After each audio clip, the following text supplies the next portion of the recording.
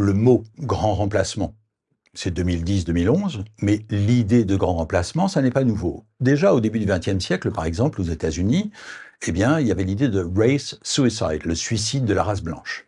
Lorsqu'on passe du suicide de la race blanche au génocide, eh bien, le génocide, ça veut dire qu'il y a des gens qui tuent. Ça n'est plus un suicide. Et donc, aux États-Unis, la question qui va se poser et qui est très importante n'est pas la même que pour Renaud Camus.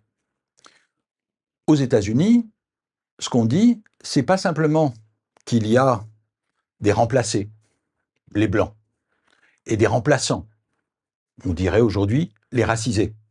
Non, c'est qu'il y a aussi des remplaceurs. Et les remplaceurs, ce sont les juifs.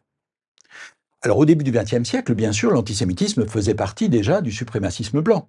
Simplement, à ce moment-là, les juifs, ils étaient de toute façon du côté des remplaçants.